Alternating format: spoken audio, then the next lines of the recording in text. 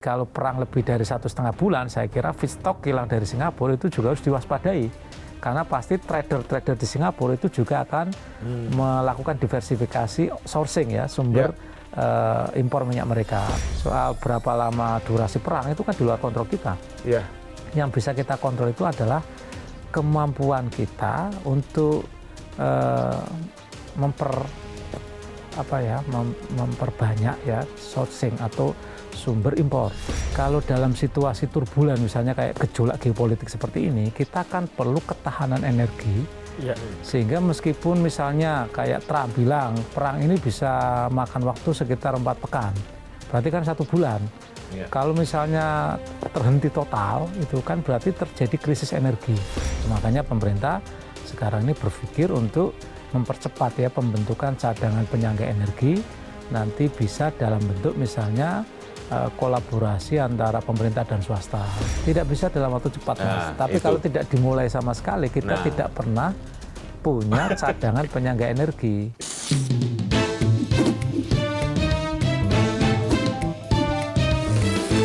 To the point aja. Halo Sobat Cindo. Ketika Timur Tengah dilanda perang bersenjata, Selat Hormuz terancam tutup membawa petaka. Harga minyak meroket menghantam kas negara. Bersama anggota Dewan Energi Nasional, Khalid Khairazi, kita akan membahasnya. Mas Khalid, dengan situasi seperti ini, ancaman yang paling nyata adalah APBN kita. Apakah dengan menaikkan harga minyak, harga Pertalite menuju harga keekonomian, itu menjadi solusi nyata? Saya kira pemerintah pasti akan berhati-hati karena BBM itu salah satu komponen yang bisa menaikkan inflasi. Ini kita sudah mengalami inflasi pangan karena Ramadan dan Idul Fitri. Saya kira pemerintah sudah memastikan dalam jangka pendek ini tidak akan ada kenaikan harga karena pemerintah ingin memastikan bahwa daya beli itu terjaga. Jadi kalau misalnya APBN masih punya kapasitas fiskal untuk menanggung, termasuk dari potensi kenaikan subsidi dan kompensasi, saya kira pilihan itu tidak mengalihkan bebannya kepada masyarakat, tapi akan diserap oleh pemerintah melalui kemampuan APBN-nya. Menghadapi situasi yang ada di Timur Tengah saat ini, konflik AS Israel melawan Iran yang berdampak pada penutupan Selat Hormuz tentu saja akan mengganggu cadangan minyak kita. Walaupun Menteri SDM mengatakan cadangan stok operasional BBM kita untuk 20-21 hari ke depan cukup. Dan sedang mewacanakan stok 90 hari. Kalau benar itu dilaksanakan, wacana 90 hari, itu fakta atau ilusi?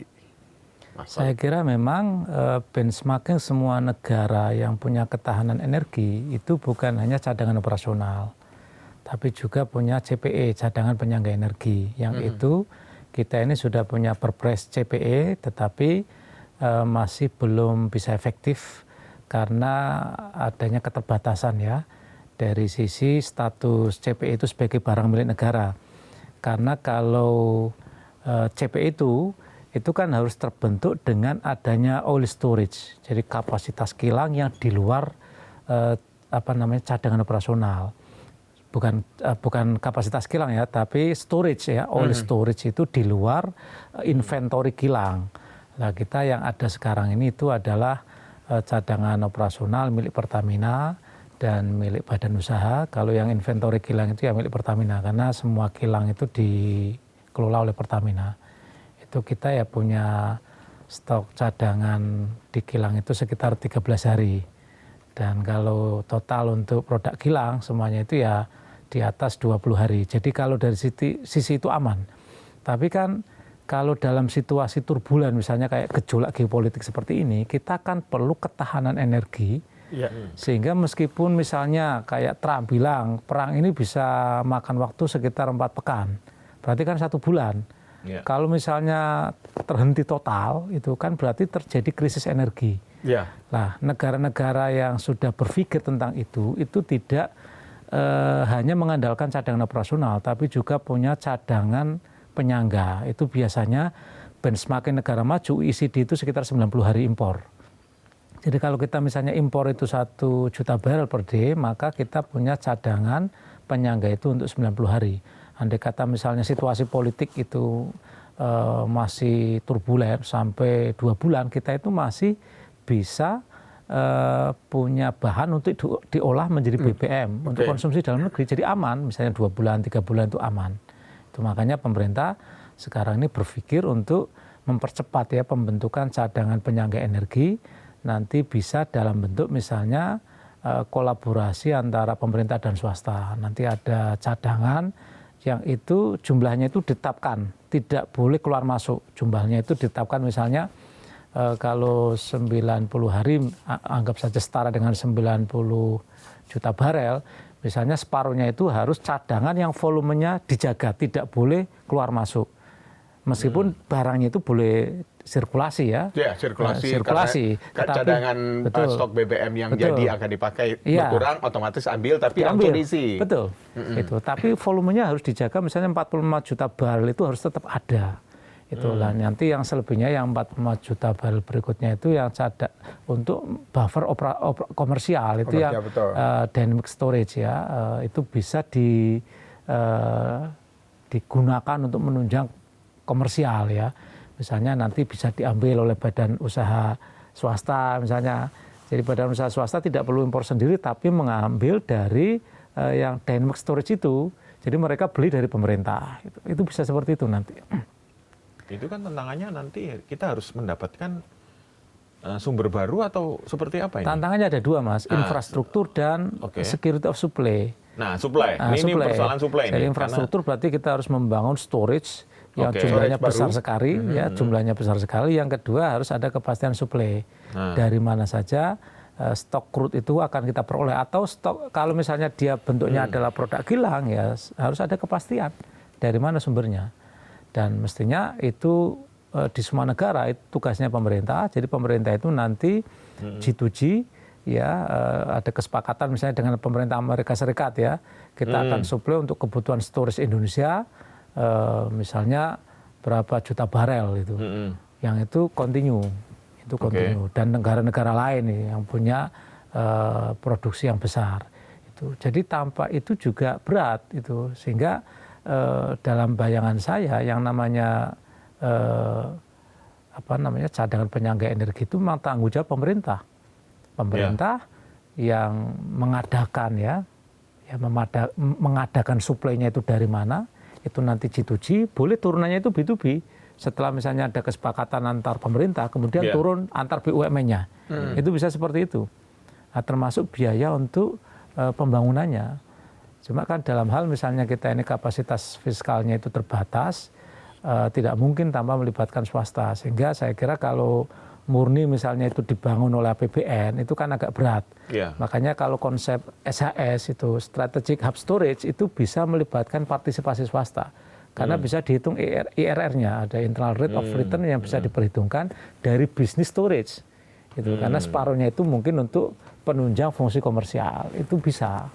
Kalau melibatkan swasta itu apakah sudah dihitung storage kita itu memungkinkan untuk 90 hari? Ya, itu harus dirancang memang. Kalau yang sekarang itu kan di luar storage operasional, Mas. Ini harus terpisah. Jadi itu dipisahkan dulu dari yang storage operasional ya? Storage operasional itu idealnya seperti itu. Jadi kalau kita misalnya punya cadangan operasional itu untuk anggap saja antara 20-an hari, itu di luar itu. Itu idealnya seperti itu. Tapi kalau misalnya belum ya kita bisa nyicil. Untuk sementara tambah untuk cadangan penyangganya itu tambah 10 hari. Itu berarti nanti secara bertahap tambah lagi 20 hari, tambah lagi 30 hari. Jadi nanti secara akumulatif bisa sampai 90 hari. Dengan adanya penambahan cadangan strategis ini tadi, kita punya arealnya, punya storage-nya nggak Mas? Dari storage yang ada, atau mungkin sistem floating, mungkin sedang berada di bisa kapal landed, atau bisa landed, bisa offshore. Nah, kalau landed itu saya kira ya kita dulu ketika saya masih di Satgas ya, Satgas Hilirisasi dan Ketahanan Energi sudah memetakan beberapa lokasi potensial untuk pembangunan storage ya. Itu yang memperhatikan beberapa pertimbangan termasuk geopolitik ya. Misalnya kalau misalnya di sekitar Selat Malaka itu masih bagian dari Indonesia, itu perbatasan itu kan perlu ada kehadiran sehingga perlu juga ada storage di situ. Nanti di Papua itu juga perlu ada storage seperti itu, sehingga fungsi storage itu bukan hanya aspek ekonomi, bukan hanya aspek infrastruktur, ya ketersediaan infrastruktur, tapi juga aspek geopolitik itu yang harus diperhitungkan. Kalau dari sisi area, saya kira kita punya cukup area, Mas, ya, untuk menyediakan infrastruktur dalam bentuk storage ya, dalam bentuk storage untuk menopang ya cadangan penyangga kita itu sampai 90 hari.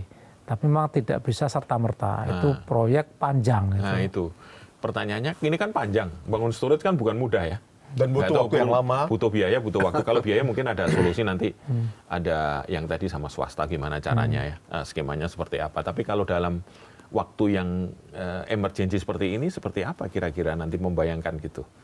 Kalau bangun storage dalam waktu cepat untuk apa tadi penyangga energi tadi? Iya, tidak bisa dalam waktu cepat, Mas. Tapi kalau tidak dimulai sama sekali, kita tidak pernah punya cadangan penyangga energi. Ini sebenarnya momentum juga ya. Momentum. Sudah ada regulasinya ya, Perpres tentang CPE, tapi di situ kan masih seolah-olah semuanya APBN. Nah, kalau APBN murni kan agak berat ya. Makanya perlu partisipasi swasta. Partisipasi swasta itu baik dalam pembangunan proyeknya maupun dalam penyediaan ya, cadangan penyangganya itu, nanti suplainya itu bisa digunakan untuk fungsi komersial juga. Kalau sejauh yang soal supply, ini kan juga bukan hal yang mudah gitu ya. Ketika dunia dalam kondisi sekarang, itu kan nggak tahu seperti apa. Saya membayangkan market di Singapura atau di mana, gimana cara cari minyak untuk bisa bertahan 90 hari tadi, Mas. Membayangkan gimana ini kalau dalam kemarin kan habis sidang nih sama Pak Bahlil gitu. Kira-kira nanti saya akan nyari minyak di mana gitu. Ya di Amerika mungkin sudah ada perjanjian kita mau membeli kan dari bagian dari apa itu ART ya? Iya, ART. Apakah dalam waktu cepat itu? Karena kan kalau ngirim mungkin jalurnya beda dengan jalurnya Selat Hormuz, tapi apakah prosesnya itu bisa cepat gitu ya? Saya makro dulu ya. Jadi makro dulu. kita ini mengimpor itu 1 juta barel per day, sekitar 1 juta barel per day itu dalam bentuk produk kilang maupun crude. Crude-nya itu sekitar 250.000 barel per day. Produk kilangnya itu sekitar 750.000 barel per day. Yang terdampak langsung dari sisi crude itu sekitar 18 sampai 20%. 20% karena yang di Hormuz ya? Karena yang kita mengimpor crude ya dari Amerika, dari ALC itu, Arabian Light Crude itu sekitar perharinya itu sekitar 64.000 barel. Itu yang terganggu ini. Kalau dari sisi crude, karena nggak ada pilihan lain kalau dari Arab Saudi ya harus melalui Selat Hormuz. Mau lewat mana lagi? Mana lagi? Atau dia misalnya ke Yanbu.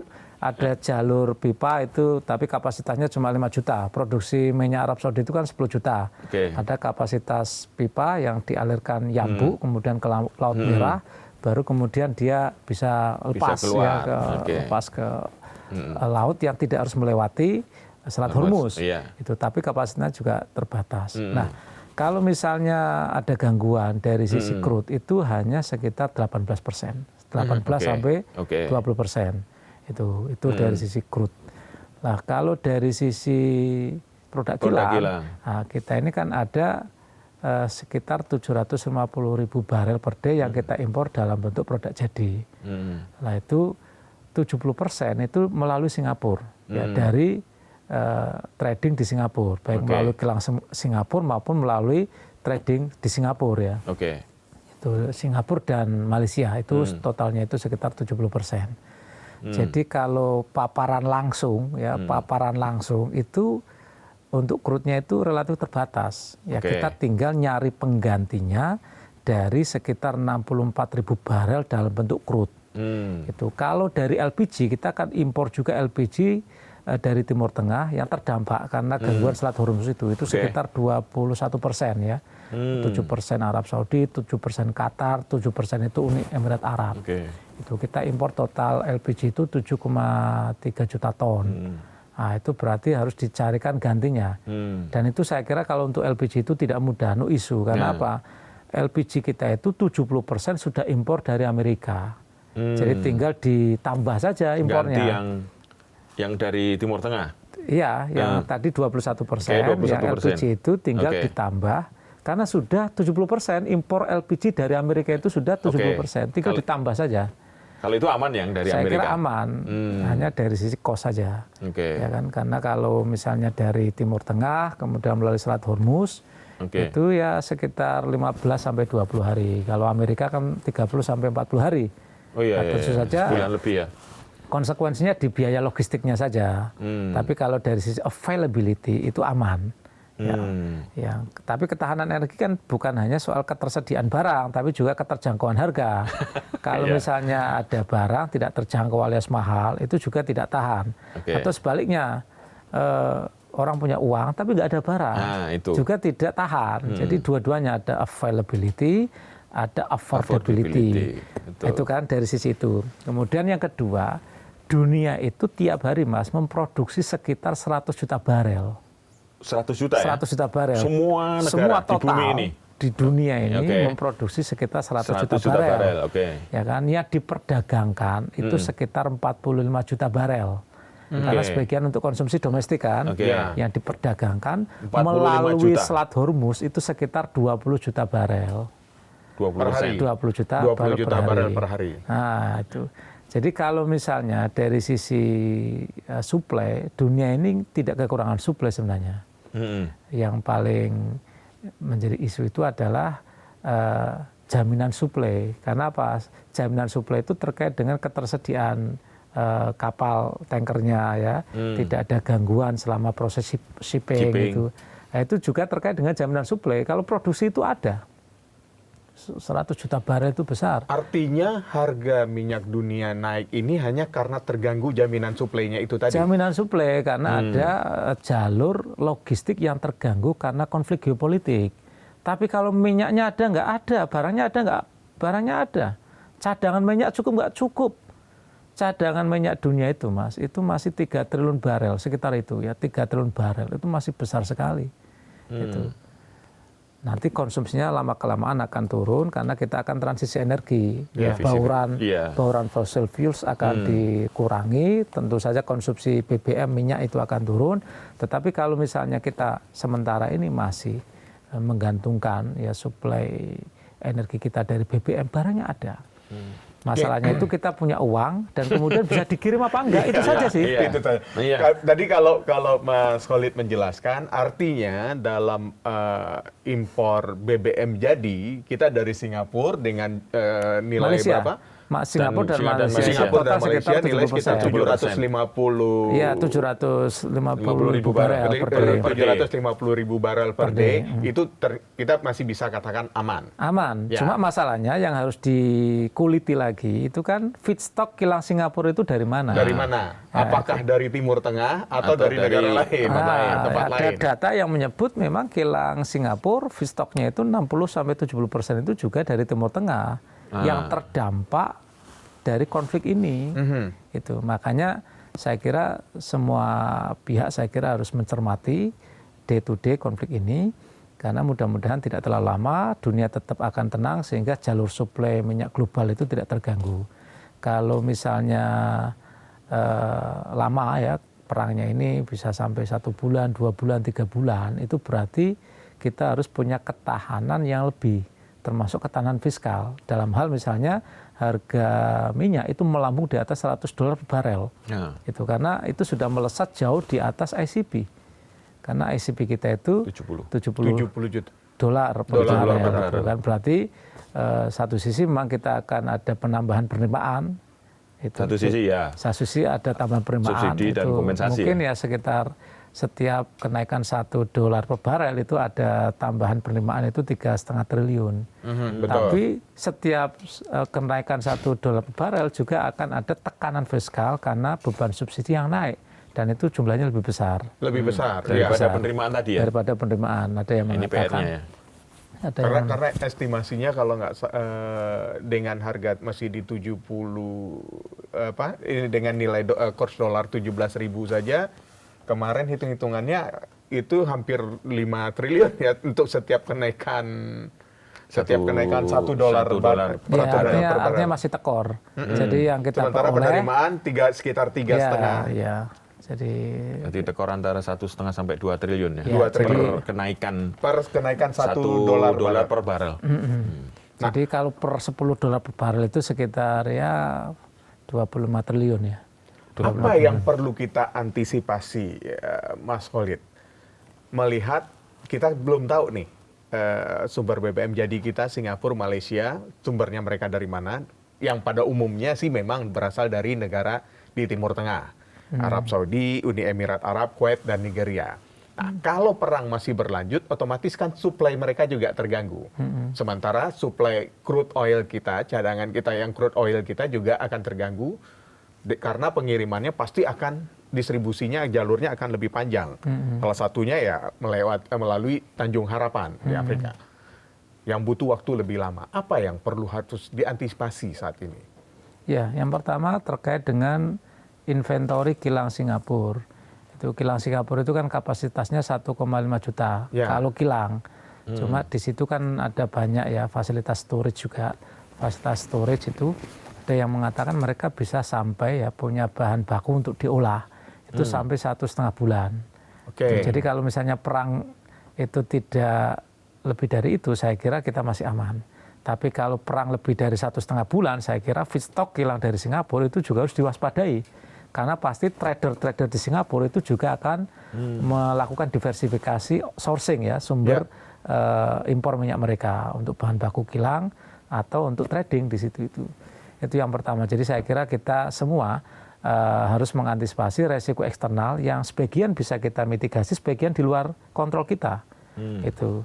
Soal berapa lama durasi perang itu kan di luar kontrol kita. Yang bisa kita kontrol itu adalah kemampuan kita untuk memperbanyak ya sourcing atau sumber impor ya, tidak boleh tergantung dari satu sumber. Itu saya kira satu sumber di wilayah tertentu. Misalnya untuk impor produk itu kan kita masih sangat tergantung dari Singapura. Saya kira kita perlu banyak ya dari sumber-sumber lain, termasuk kemarin ada perjanjian dengan Amerika, itu bisa kita optimalkan dengan kalkulasi B2B yang masuk akal itu. Dan kalau bisa itu ya karena G2G itu ada harga, bukan harga premium tapi harga diskon. Karena kan ini kesepakatan diplomatik ini. Itu mestinya tidak murni kalkulasi pasar tapi juga harga kawan lah ya. Harga ya ada unsur harga perkawanannya. Karena apa? Pengadanya jangka panjang. Betul. Bukan spot-spot itu. Kalau spot-spot itu kan harga market. Harga mahal. Kalau harga kontrak long term itu kan negotiable. Dan itu saya kira pemerintah perlu mengintensifkan diplomasi dan negosiasi sehingga mendapatkan jaminan suplai long term. Yang kedua harga yang miring. Itu bukan sekedar harga market. Kalau harga market ya mungkin kita bisa main spot-spot meskipun dalam konteks misalnya ada turbulen begini, spot-spot itu beresiko sekali. Iya, betul. Itu. Yang ketiga mitigasi risikonya apa, Mas? Ini yang menjadi astacitanya Pak Presiden yang harus kita dukung bersama untuk mendorong swasembada energi. Jadi kalau kita BBM Pas, itu pasti tergantung negara lain. Kalau kita minyak tergantung negara lain. Yang kita punya apa sih? Kita ini kan bukan negara kaya minyak atau gas. Kita ini negara bauran energi. Yang kita punya banyak itu sebenarnya adalah potensi energi hijau termasuk nabati. Ya, makanya kita sudah punya success story untuk biodiesel. Ya, biodiesel kita itu sudah B30. Mengurangi impor yang sangat signifikan. Ya untuk solar ya. Untuk sudah ya ada B20, B30, B40, nanti kita akan mencapai B50. Bisa jadi sampai total B100. Nanti tinggal memperbaiki fasilitas blending kita sehingga nanti kilang kita itu sudah sanggup sepenuhnya mengolah ya solar dari FAME ya. Itu kalau dari sisi biodiesel, dan itu akan direplikasi untuk bensin. Ya, nanti ada etanol 10, ada etanol 20, sampai etanol 50 dan seterusnya. Itu kan sumbernya kita punya. Karena apa? Kita punya lahan untuk menanam bahan-bahan baku untuk BBN, bahan bakar nabati. Entah itu jagung, entah itu bensin, ya. Entah itu jagung, entah itu sawit. tebu, ya, molases. Sawit ya, kalau sawit itu untuk diesel, ya, untuk diesel. Kalau etanol ini untuk etanol, bensin. Ya, nanti ada bioetanol, ada biodiesel. Itu sumbernya tidak tergantung faktor eksternal yang tidak bisa kita kendalikan, tapi bisa kita kontrol. Karena itu saya kira ya kemandirian energi itu antara lain kita mendorong ya dari sumber-sumber yang kita punya sendiri. Jadi kalau swasembada itu kan kita mengerahkan sumber daya yang kita punya untuk kita pakai. Jadi mengurangi impor dan tergantung kepada negara lain yang kadang di luar kontrol kita. Kalau perang, negara itu juga akan keeping untuk kebutuhannya sendiri. Iya, pasti dalam konteks misalnya lagi turbulen, semua negara itu egoistik, tidak ada yang altruistik. Misalnya kita punya uang, tapi nggak ada barang. Tapi kalau misalnya kita ini nggak punya uang, ada barang, ya juga nggak bisa beli. Itu jadi ketahanan energi itu ya kita punya uang dan kemudian barang itu tersedia. Idealnya barang bisa kita sediakan sendiri. Kalau barang tidak bisa kita sediakan sendiri, kita perlu mendorong geopolitik global itu bisa menyediakan barang yang bisa dikirim ke pengguna. Tidak ada gangguan logistik. Kalau perang itu pasti terjadi gangguan logistik karena barangnya ada tapi nggak bisa dikirim. Supply chain ya terganggu. Supply chain terganggu. Mungkin ini yang menyebabkan Pak Presiden Prabowo mau ikut menjadi juru damai. Agar perangnya segera selesai gitu. Ya, karena perang ini akan merugikan semua orang. Tidak hanya Indonesia. Betul. Gitu ya? Iran sendiri akan sangat rugi. Karena apa? Ekonomi mereka juga sangat tergantung dari ekspor minyak. Ya, mereka itu ya menggunakan Selat Hormuz untuk menjual minyak mereka ke negara yang mau beli karena sebagian juga takut untuk membeli minyak Iran karena diembargo oleh Amerika. Tapi kapasitas produksi mereka itu cukup besar ya, 3,5 sampai 4 juta barrel per day, yang mereka ekspor itu sampai 1,7 juta barrel per day, dan itu kontribusi yang sangat signifikan untuk state revenue, untuk penerimaan negara mereka. Tuh kalau misalnya mereka tutup, berarti kan mereka juga nggak bisa ekspor. Sehingga pendapatan negara mereka juga akan terganggu. Cuma kalau mereka tidak nutup, itu juga nggak punya bargaining. Itu mereka tutup itu agar semua mata dunia melek. Jadi kalau Amerika gempur Iran itu tiji-tibeh, mati siji mati kabeh ya, mati semua akhirnya. Mati semua. Semua negara pasti mengalami demam, termasuk Indonesia. Nanti kurs ya bisa naik ya. Kemudian ya tekanan terhadap fiskal kita juga makin berat itu. Sehingga semua negara itu menderita lah. Tidak ada negara yang diuntungkan dari konflik ini. Ada momentum paling dekat adalah Lebaran, Mas. Lebaran ini biasanya pergerakan manusia terbesar nih di Indonesia. Ada jutaan mobil, jutaan manusia yang akan bergerak dan itu membutuhkan energi. Jadi dengan penjelasan di depan tadi berarti ini aman ya? Aman. Jangan khawatir ya? Jangan khawatir. Kalau untuk Raffi aman.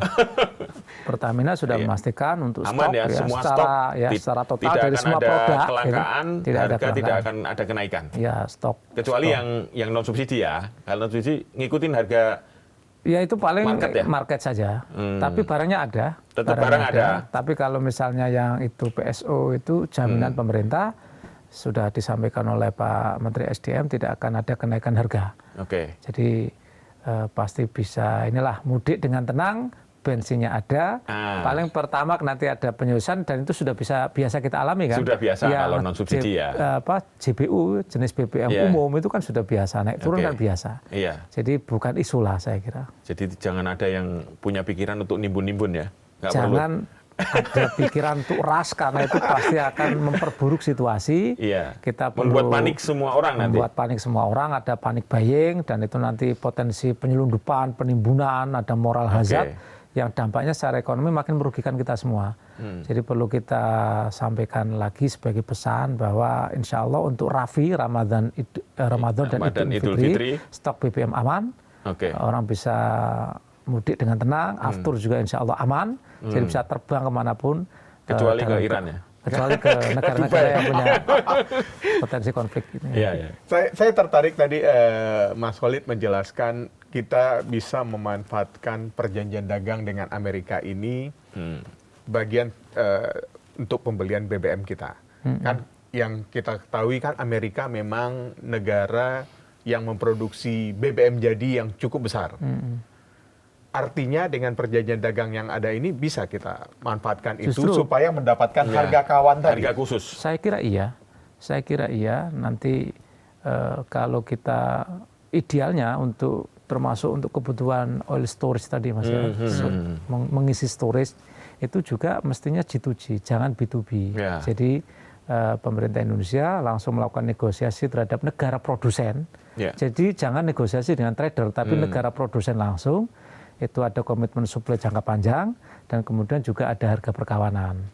Karena misalnya kayak kita dengan Arab Saudi, kan kita harga khusus itu tidak murni harga market.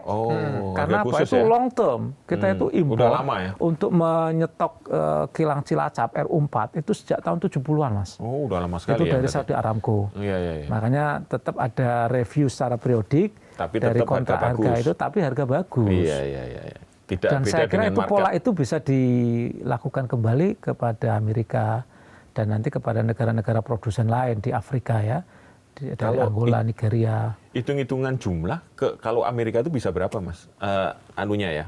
Produksinya yang bisa kita dapatkan. Amerika kalau itu kan, kapasitas produksinya itu sekitar gede juga ya mereka? Gede sekali Mas, 12 juta barel mereka. Wah, gede banget. Itu lebih daripada Arab Saudi itu 12 juta barel. Sebab kan kebutuhan mereka juga tinggi. Juga gede. Mereka juga impor juga Mas. Mereka juga impor karena kan kebutuhan minyak mereka kan juga masih sekitar 20 sampai 25 juta barel per day. Itu kan impor juga mereka dilakukan oleh swasta kan biasa, B2B gitu aja nggak ada masalah. Cuma kapasitas ekspor mereka itu juga masih cukup besar. Ya masih cukup besar sehingga kalau misalnya kita mau long term contract ya dengan pemerintah Amerika masih ada ruang ya, masih ada ruang. Dan itu dengan negara-negara lain itu juga bisa ya, negara-negara Afrika ada kemungkinan? Ya kita kan sekarang ini kan impor dari Angola itu ya? Angola, Gabon ya. Itu juga sudah mayoritas sekarang ini. Arab Saudi udah malah nomor itu 2 atau nomor 3 G2G ya? Juga ya dari Angola, Gabon itu? Atau market aja? Itu B2B. Ya. Itu B2B ya? B2B antara Pertamina dengan sana ya, perusahaan sana itu. Jadi alternatifnya ada, kalaupun ada gangguan di yang berapa tadi di Hormuz itu, berarti ada alternatif untuk di Amerika dan di negara lain, termasuk Afrika. Bisa di switch dari sumber lain, memperbanyak impor dari negara Afrika dan Amerika. Tapi kenaikan harga tidak bisa kita pungkiri, tidak bisa kita hindari, walaupun kita punya. Nah itu ada skenario satu, perang ini berlangsung pendek. Yang kedua, perang ini berlangsung menengah. Yang ketiga, perang ini berlangsung lama. Itu juga forecast sudah dilakukan oleh banyak lembaga. Kalau misalnya ini perang ini tuntas dalam waktu misalnya 2 minggu, berarti potensi kenaikan harganya cuma sampai 80-85 barel. Kalau misalnya nanti lebih dari 1 bulan bisa tembus 100 barel up sampai ke atas. Nah, itu kan dampaknya terhadap keuangan negara masing-masing. Negara konsumen itu beda-beda, termasuk kita. Itu harus dihitung ulang potensi tambahan beban subsidi dan kompensasi energi. Itu ya harapannya jangan berlama-lama karena semua orang jadi menderita itu. Jadi semua forecast sudah dihitung sama di sidang itu?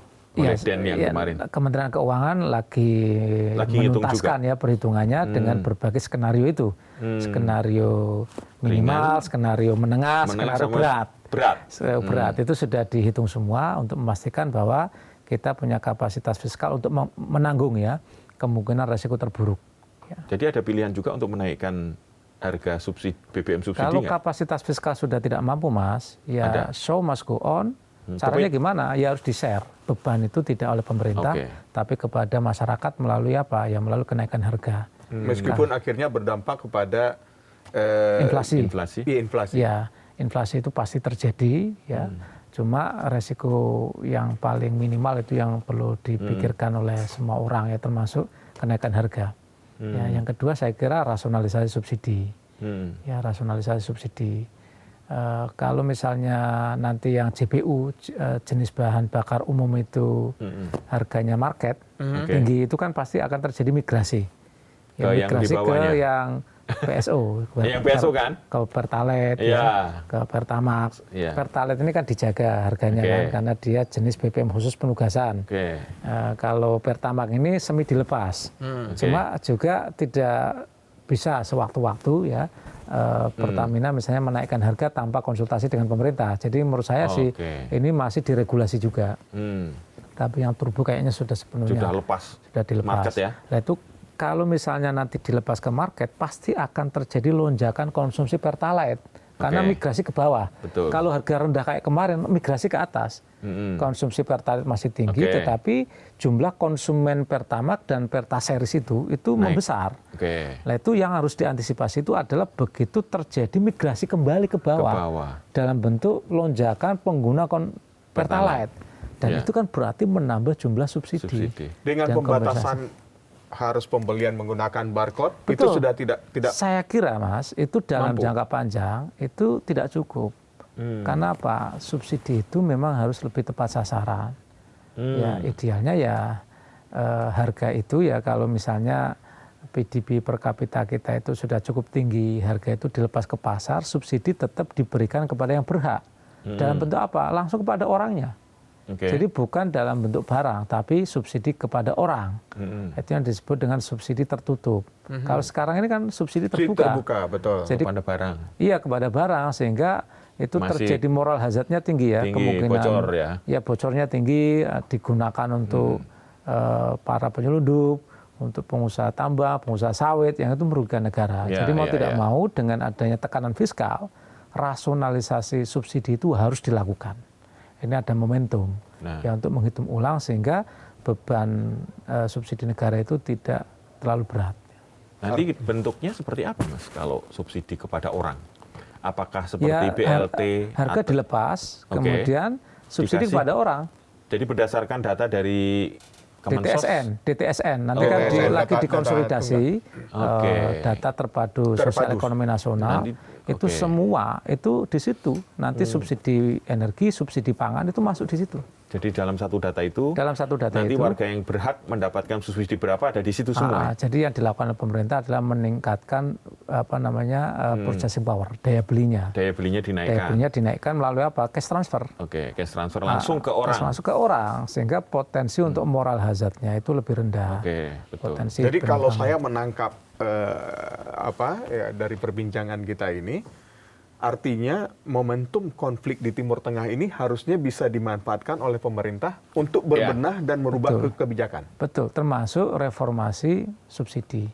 Jadi harus direformasi total, termasuk kan storage tadi.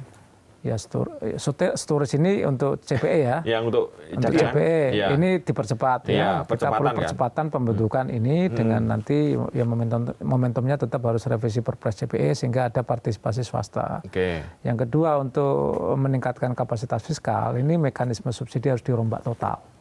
Ya ini ada momentum sehingga subsidi itu harus jatuh kepada mustahik ya kalau dalam bahasa jangan kepada desil 5 ke atas, yang sesungguhnya itu bukan mustahik, mereka sama sekali tidak berhak. Jadi misalnya ada Alphard minum Pertalite, itu kan mengambil jatah orang miskin.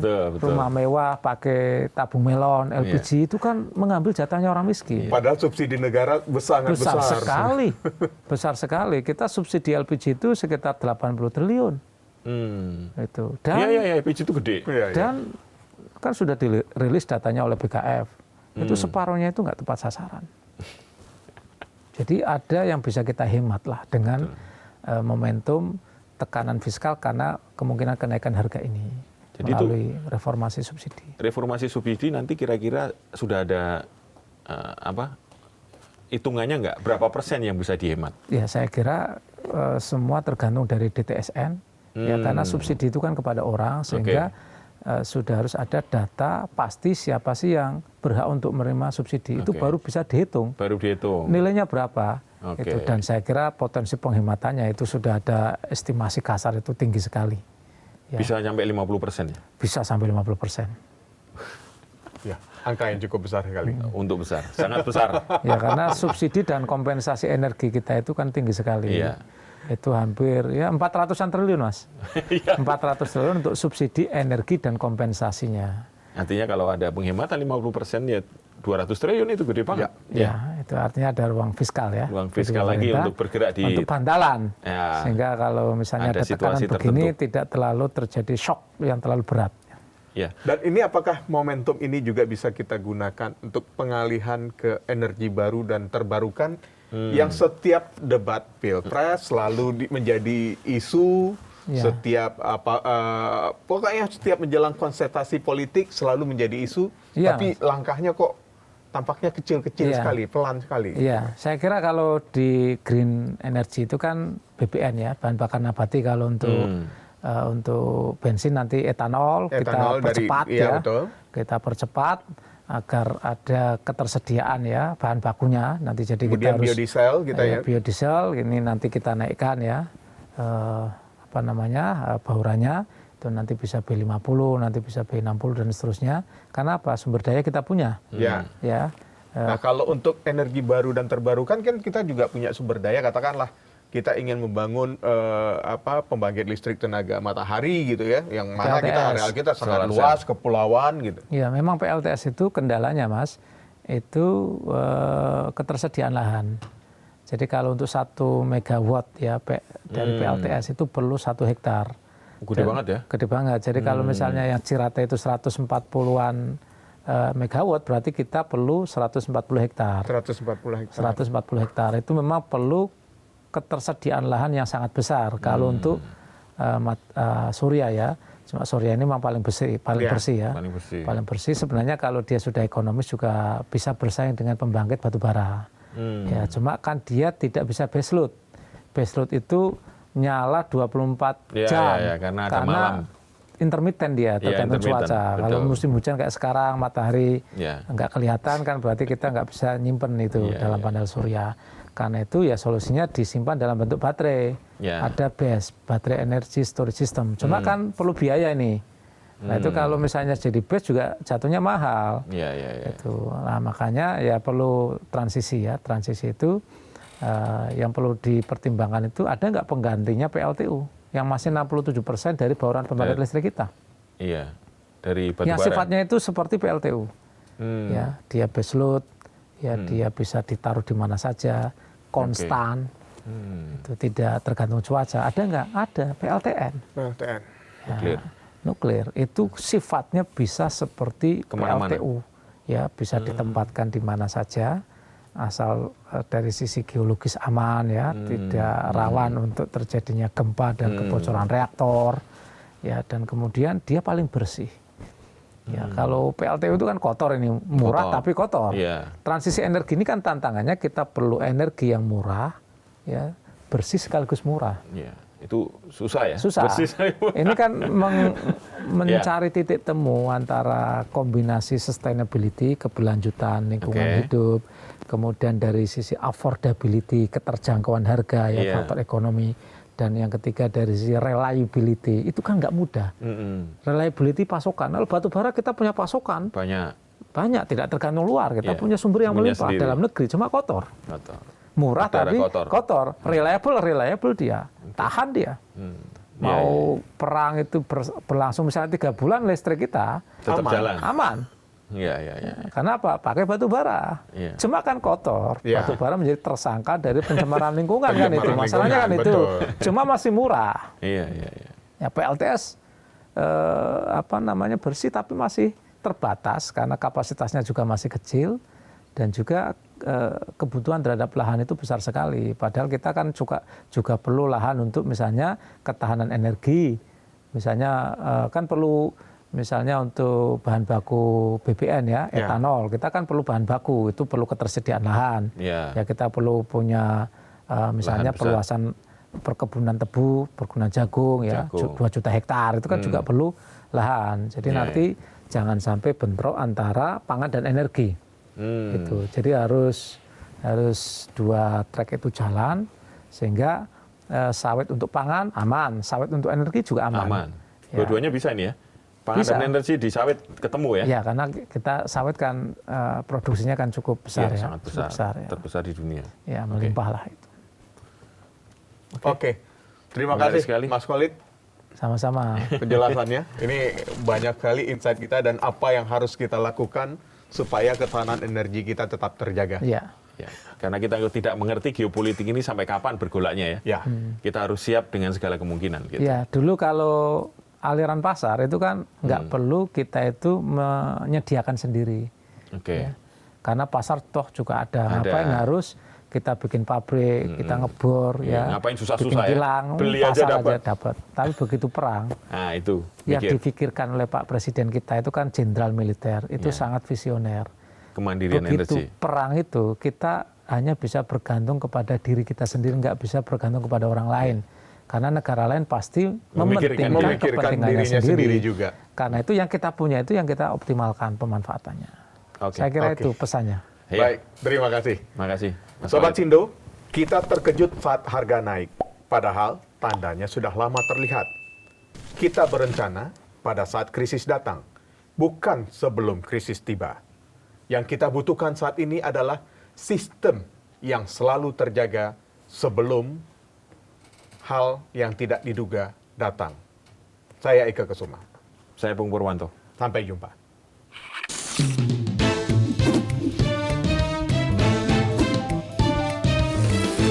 To the point aja.